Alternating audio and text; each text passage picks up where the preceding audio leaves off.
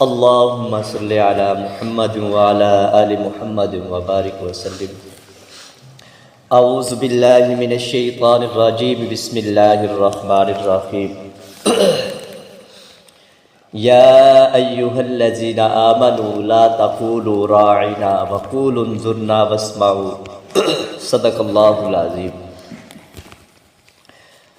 اس آیت میں یہود اور نصارہ کی ایک شرارت کو بیان کیا گیا ہے. آپ صلی اللہ علیہ وسلم کی مجلس میں ہر طرح کے لوگ ہوا کرتے تھے. شہری بھی ہوتے تھے، دیہاتی بھی ہوتے تھے، عقل مند بھی ہوتے تھے اور کند عقل بھی ہوتے تھے. اسی طرح مسلمان بھی ہوتے تھے اور کافر یہودی نصارہ یہ سب ہوتے تھے. جب آپ صلی اللہ علیہ وسلم بیان کرتے، واعظ کرتے، تو اس میں جو کند عقل ہوتے تھے، جن کو بات کی صحیح سمجھ نہیں آتی تھی، آپ صلی اللہ علیہ وسلم خالص عربی میں بیان کرتے تھے، جو خالص عربی ہے. تو عربی کے بھی مختلف زبانیں ہیں. جیسے ہماری سرائکی ہے، یہاں کی اور ہے. جلال پور چلے جائیں وہاں کے سرائکی اور ہے.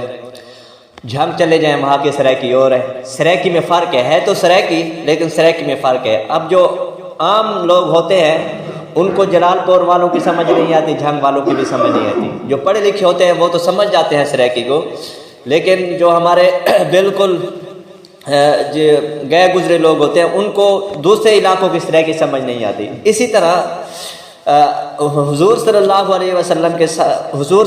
علیہ وسلم خالص عربی میں بیان کیا کرتے تھے. لیکن وہاں کچھ لوگ اس طرح بھی ہوتے تھے جن کو الفاظوں کی کچھ سمجھ نہیں آتی تھی. حالانکہ تھے تو عربی، لیکن کچھ الفاظوں کی سمجھ نہیں آتی تھی. جب ان کو کوئی بات سمجھنا ہے تو وہ کہتے تھے راعنا. حضور صلی اللہ علیہ وسلم سے فرماتے کہ ہماری کچھ رعایت کرے، الفاظوں کو کچھ آسان کرے، الفاظوں کو کچھ کھولے، مسئلے کی کچھ وضاحت اور کرے، ہمیں سمجھ نہیں آئی. تو راعنا وہ اس طرح کہتے ہیں کہ ہماری رعایت کریں. تو راعنا یہ لفظ عربی میں بھی استعمال ہوا ہے اور عبرانی زبان میں بھی استعمال ہوا ہے. عبرانی زبان میں اس کا معنی ہے احمق. عربی زبان میں تو ہے ہماری رعایت فرمائے راعنا، اور عبرانی زبان میں یہ گالی ہے، گستاخی ہے، اس کا معنی ہے احمق.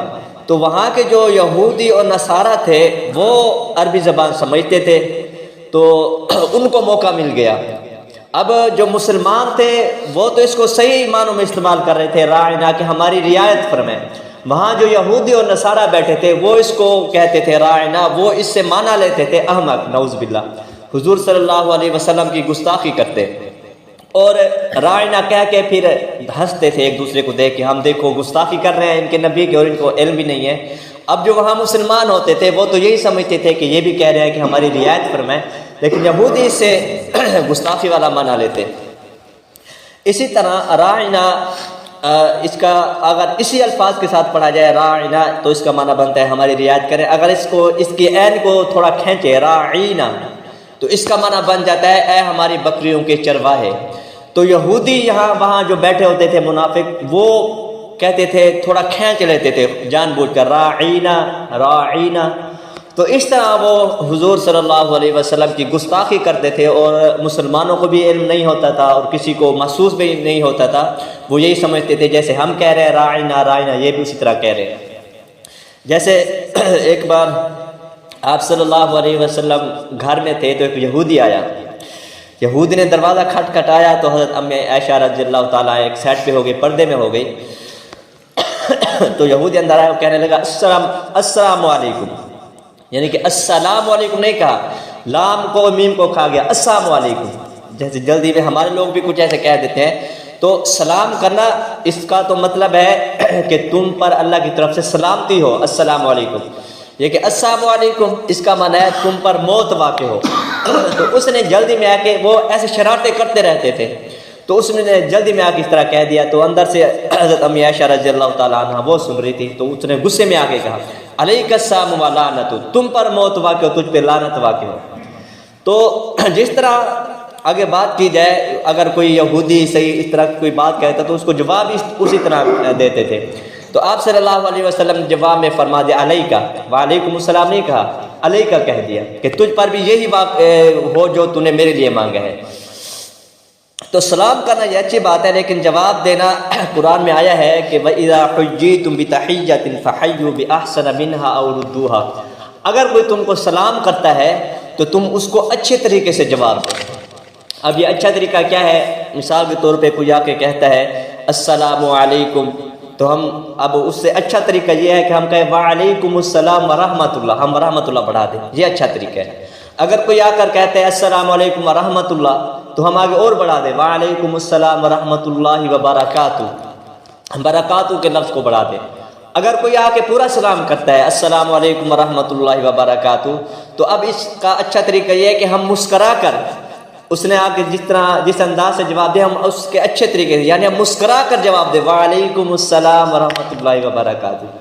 اگر وہ آ کے پورا سلام کرتا ہے اور مسکرا کر جواب دیتا ہے، تو ہم اس کو دل سے جواب دیں اچھی طریقے سے، جیسے وہ آ کے سلام کرتا ہے تو ہم کہیں وعلیکم السلام، یعنی دل کے اس کو محسوس ہو یہ اس کو بڑی خوشی ہوئی ہے اور دل سے یہ مجھے سلام کا جواب دے رہے ہیں۔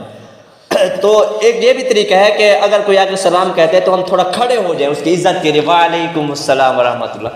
تو یہ ایک اچھا طریقہ ہے جواب دینے کا، جس کا قرآن نے جس کا حکم دیا ہے کہ تم سلام کرنے والے کو اچھے طریقے سے جواب دو۔ تو آج عام طور پہ ہم دیکھتے ہیں کہ اگر کوئی آ کے سلام کرتے تو ہم کہتے ہیں وعلیکم السلام، تو یہ قرآن کے خلاف ہے، یا ہاتھ کا اشارہ کر دیتے ہیں ہاں ٹھیک ہے، یا سر کا اشارہ کر دیتے ہیں۔ تو آج کل یہ رواج چل پڑا ہے، وہ بھی آ گئی گنگوں کی طرح سر کو ہلا دیتے ہیں جی، تو یہ اچھا طریقہ نہیں ہے۔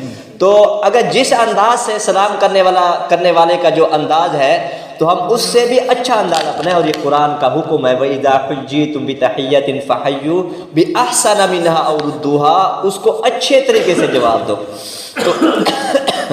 تو اس یہودی نے آ کے سلام کیا اور اس نے وہ شرارت کی، تو اس کو جواب بھی اسی طرح ملا۔ تو جب انہوں نے یہ راعنا غلط استعمال، یہ لفظ کو گستاخانہ طور پہ استعمال کرتے تھے، تو اللہ نے وہی بھیج دی جبرائیل علیہ السلام کے سامنے کو دے کر کہ آپ جا کر کہو وَقُولُ انظُرْنَا وَاسْمَعُوا، آپ راعنا نہ کہو، مسلمانوں کو کہا آپ راعنا نہ کہو، بلکہ تم کہو انظرنا، کہ ہماری طرف بھی نظر فرمائے، ہم پر بھی شفقت فرمائے۔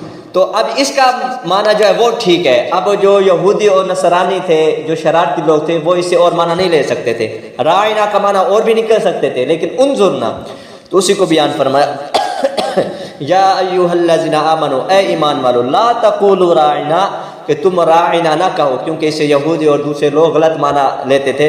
وقولوا انظرنا، اور تم کہو انظرنا، کہ ہماری طرف نظر فرمایا، ہماری طرف شفقت فرمایا، واسمعوا، اور غور سے سنو۔ آگے کل انشاءاللہ بیان کریں گے۔ اللہ تعالیٰ عمل کی توفیق عطا فرمائے۔